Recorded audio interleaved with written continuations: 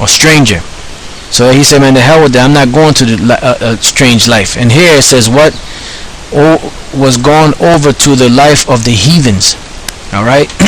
Had nothing to do with religion. Like I said, they just used that word as a key to push their madness. Alright? Now, from there, let's stay in 2nd Maccabees. Go to the 8th chapter and the 1st verse, and it says, Then Judas Maccabees and they that were with him went privately into the towns and called their kinsfolk together, and took unto them all such as had continued in the Jews' religion. And I just want to say this real quick. You know, these are like the shows that Elder Tahar does. You know, with the classroom setting, the shows that Elder Gabar does, you know, situations like this, you know, and these shows are really for the serious-minded brothers out there that really want to learn, that really want to get this information, because the majority of you, basically all you want to do is you just want to be entertained. You know, you like those videos where it's all kind of controversy and people talking shit, and this guy saying this about this guy. Okay, I wonder what this guy's gonna come back with and say. I wonder who's gonna overcome or win this battle. You know, this guy is saying, well, this guy, he's this asshole, and that asshole saying that about this asshole. You fucking guys get all into that bullshit, you know. But the things that you're supposed to be getting into, you don't get into. But that's why I said this is for the serious-minded brothers. The rest of you phony, fake pieces of shit, just stay the fuck away from us, alright? Because as the Elder Tahar said years ago, when the time comes, we're only for the righteous, man. We're only for the elect of the Lord. The hell with the rest of you niggas, you could drop dead.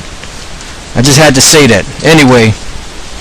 Then Judas Maccabees and they that were with him went privately into the towns and called their kinsfolk together, and took unto them all such as continued in the Jews' religion, right? And assembled about 6,000 men. Now let's go to the Greek here. 2nd Maccabees, the 8th chapter, and the 1st verse. And let's look that up. And you can see here in the 1st chapter, you know, Maccabees, and the word that we're looking for is the Jews' religion, which is what? Judaismo, which is the Jews' worship. Judaismo. Okay? So now let's go from there to the Latin Vulgate. The same book, 2nd Maccabees. This time we're going to go to the 8th chapter and the 1st verse.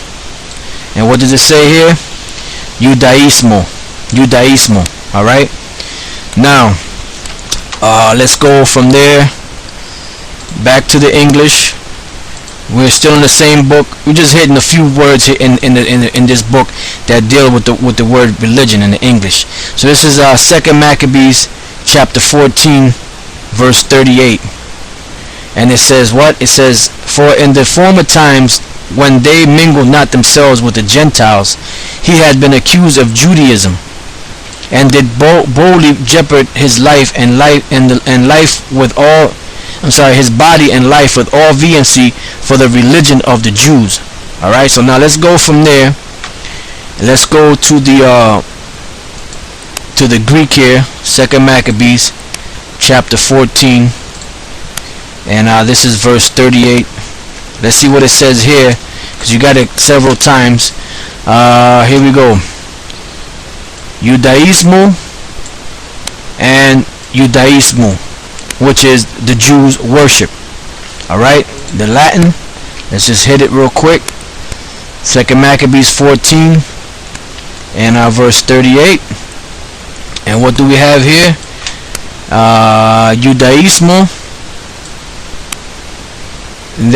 They only have it there once. Alright, in the other verse they had it 2 times, but here they have it once. Judaismo, which is basically the Jews' worship. Alright, now what we're gonna do now, we're gonna just go to the book of Acts 17 and 22, and we're gonna read a couple of scriptures and just go to the Blue Letter Bible, and just show you brothers different words in the Bible that coincide with the worship of either the Most High or the strange gods that Israel was worshiping back then. So this is the book of Acts chapter 17, and we're going to go to verse 22. Acts 17 and 22, it says, Then Paul stood in the midst of Mars Hill, and said, "You men of Athens, I perceive that in all things you are too superstitious." Now let's deal with that word superstitious. Let's go here to the Blue Letter Bible, and then let's go to the book of Acts, the 17th chapter, right? And let's go to the 22nd verse. Let's see what that word for superstition there says in the Greek. Alright, superstitious. Let me move this over. Alright, it's too superstitious, right? What does it say? Daisy demon. Daisy demon, if I'm pronouncing it correctly. Daisy demon. And what does daisy demon mean? In a good sense, reverencing God or the gods, pious. You know they gotta throw that bullshit religious in there. In a bad sense, superstitious, right? So that's like a reverence or a worship, to be superstitious. But usually it's usually put in a bad sense as being superstitious. All right. So it's a reverencing of the gods, but that's really talking about like them false gods. All right. Now in the same book, we'll go to Acts 25 and 19, and it says, "But had certain questions against him of their own superstition." It goes the word superstition again, and the word superstition there again in the book of Acts 25 and 19. Let's just find out what it says. It says the same thing, but we're just going to it just as a just so you brothers can get the idea. All right. 25 and 19, superstition, same word. Daisy demon. This one says daisy demonea, which is a variation of the original daisy demon. All right. So same thing. In a good sense, reverencing God or the gods, pious. In a bad sense, superstitious. You know, like I said, they always gotta try to throw that religious bullshit in there. Now let's go from there to Acts. Most of this is in the book of Acts. Acts the 13th chapter and the 43rd verse. And it says, "Now when the congregation was broken up, many of the Jews and religious proselytes followed Paul and Barnabas, who speaking to them persuaded them to continue in the grace of the Most High." Now the word here is religious, right?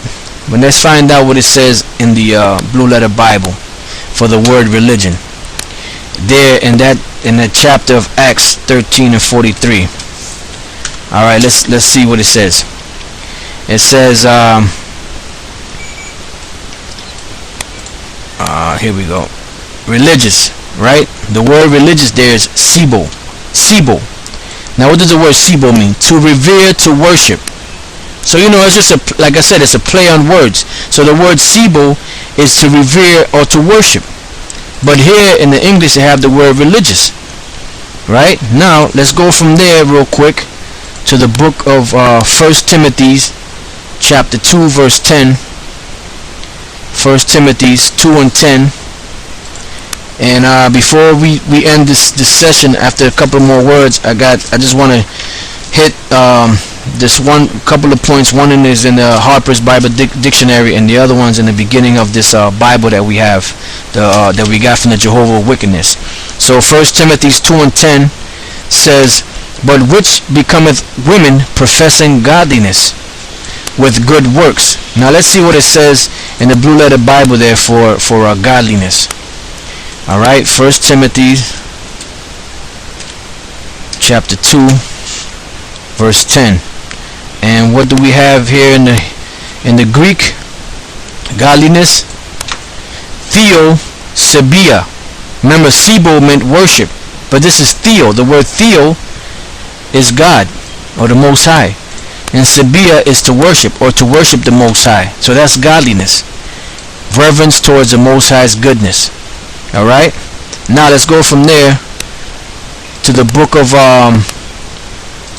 John, the 9th chapter. All right, book of John, the 9th chapter, and the 31st verse, and let's get some more understanding on this situation, because it's the worship of the Most High. It got nothing to do with religion. Now we know that the Most High heareth not sinners, but if any man be a worshipper of the Most High and doeth his will, him he heareth. And once again, Blue Letter Bible, John the 9th chapter, and let's see what it says there for the word worshiper.